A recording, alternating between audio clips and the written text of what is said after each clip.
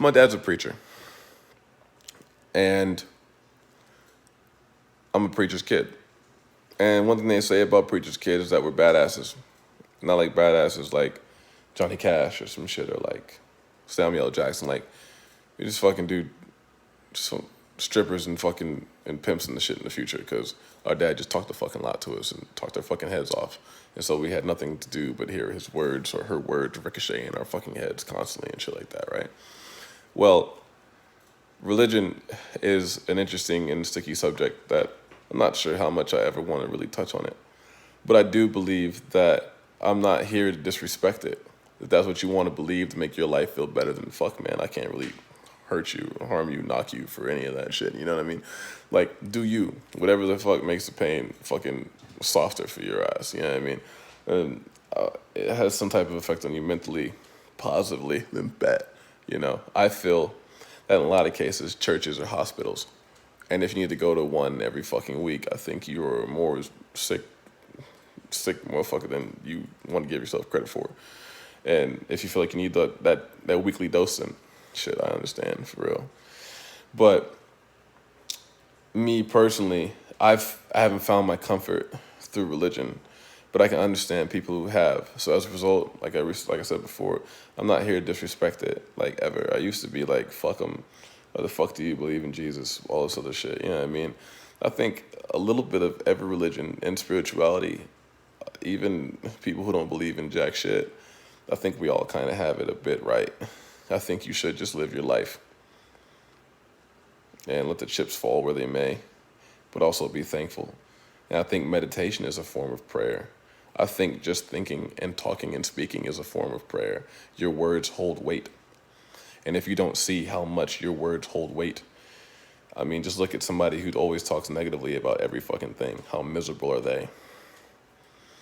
And you think about somebody who talks positively constantly about every little thing. How positive, how good is their fucking life? How many smiles do you see them bring to people and have on them fucking selves on a constant? Like, you have to think and reflect and see. And almost see everybody kind of in you in a way too. But that's I think I touched on that like a week or two ago, whatever.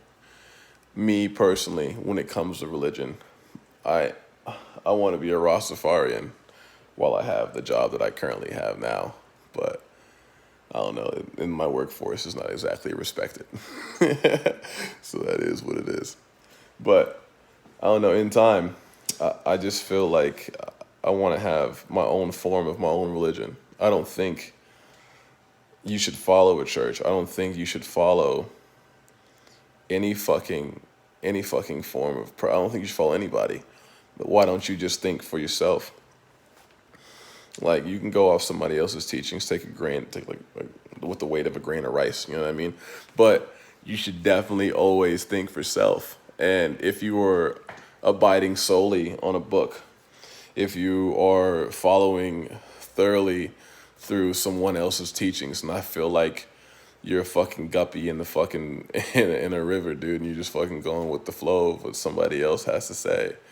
You should question every little thing. You should be curious about every little thing. And if it doesn't make sense to you, then don't just throw it up to faith. You can throw it up to faith if you want to. It's just not my recommendation. So when it comes to that, I will always believe that we as beings have energy. We as human beings on this earth have power.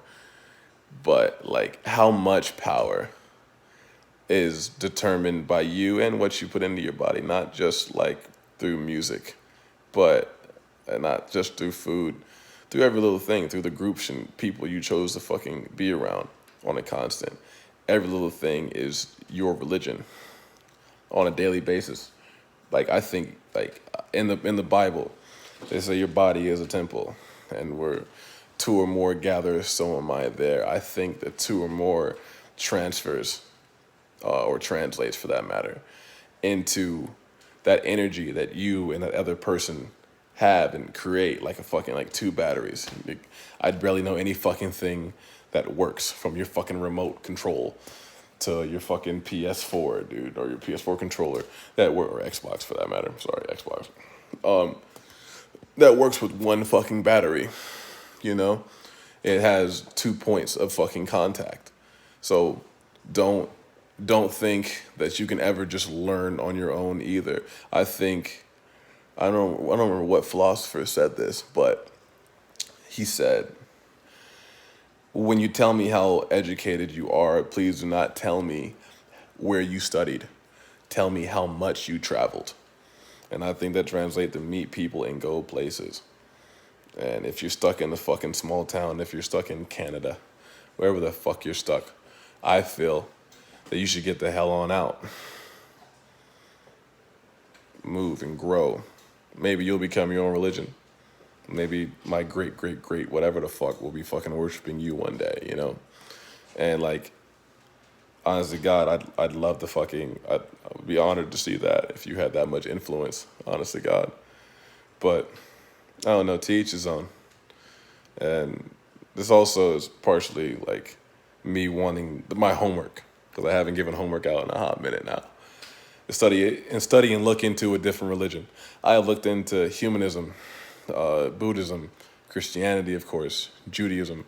You fucking name it, damn near. My next one that I'm about to look into is Scientology. I'm very fucking curious. I'm about to go to one of their temples probably tomorrow. I'll let you know how it is. Check it out. Check out a religion you don't know. Peace, love, chicken grease.